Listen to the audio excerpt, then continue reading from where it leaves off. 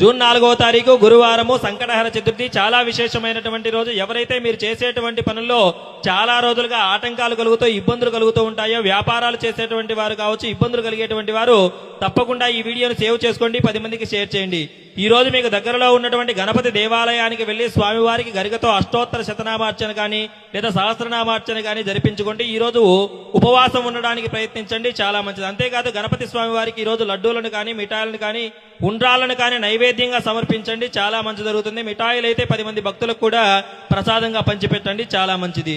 ఈ రోజు సాయంకాలం దేవాలయానికి వెళ్లి అక్కడ స్వామివారిని దర్శించుకొని పూజ చేపించుకోవడానికి ప్రయత్నించండి, చాలా మంచిది. ఈ రోజు ఓం గం గణపతయే నమః అనేటువంటి మంత్రాన్ని మీకు వీలైనన్ని సార్లు జపించండి, చాలా మంచిది. అంతేకాకుండా ఈ రోజు సంకటహర గణేష స్తోత్రాన్ని మీకు వీలైనన్ని సార్లు పారాయణం చేయండి, అది కూడా చాలా మంచిది. ఒకవేళ మేము ఈ సహస్రనామార్చన జరిపించుకోవడానికి మాకు వీలు కాలేదు అనేటువంటి వారు మన దైవానుగ్రహం పేరు తరపున మేము విశేషంగా గణపతికి గరికతో సహస్రనామార్చన కార్యక్రమాన్ని జరిపిస్తూ ఉన్నాము. ఈ పూజలో మీ గోత్రనామాలు కూడా నమోదు చేపించుకొని మీరు కూడా ఈ విశేషమైనటువంటి పూజలో పాల్గొనవచ్చు. ఈ పూజలో మీ గోత్రనామాలు నమోదు చేసుకోవడానికి 9121020494 నెంబర్కి కాల్ లేదా వాట్సాప్ ద్వారా సంప్రదించండి, లేదా బయోలో ఉన్నటువంటి లింక్ ద్వారా అయినా కూడా మీ గోత్రనామాలు నమోదు చేసుకోవచ్చు. లేదా లింక్ అని కామెంట్ చేయండి, లింక్ నేనే మీకు ఇన్స్టాగ్రామ్ లో డైరెక్ట్ గా పంపిస్తాను. ఈ వీడియోని మీ బంధుమిత్రులందరికీ షేర్ చేయండి, దైవానుగ్రహం పేరుని ఎల్లవెల్లా ఫాలో అవుతూ ఉండండి. జూన్ 4వ తారీఖు గురువారము సంకటహర చతుర్థి. చాలా విశేషమైనటువంటి రోజు. ఎవరైతే మీరు చేసేటువంటి పనుల్లో చాలా రోజులుగా ఆటంకాలు కలుగుతూ ఇబ్బందులు కలుగుతూ ఉంటాయో, వ్యాపారాలు చేసేటువంటి వారు కావచ్చు, ఇబ్బందులు కలిగేటువంటి వారు తప్పకుండా ఈ వీడియోను సేవ్ చేసుకోండి, 10 మందికి షేర్ చేయండి.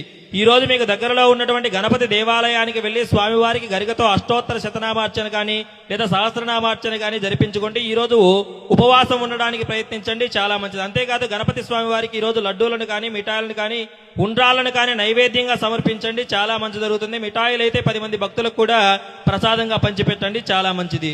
ఈ రోజు సాయంకాలం దేవాలయానికి వెళ్లి అక్కడ స్వామివారిని దర్శించుకొని పూజ చేపించుకోవడానికి ప్రయత్నించండి, చాలా మంచిది. ఈ రోజు ఓం గం గణపతయే నమః అనేటువంటి మంత్రాన్ని మీకు వీలైనన్ని సార్లు జపించండి, చాలా మంచిది. అంతేకాకుండా ఈ రోజు సంకటహర గణేష స్తోత్రాన్ని మీకు వీలైనన్ని సార్లు పారాయణం చేయండి, అది కూడా చాలా మంచిది.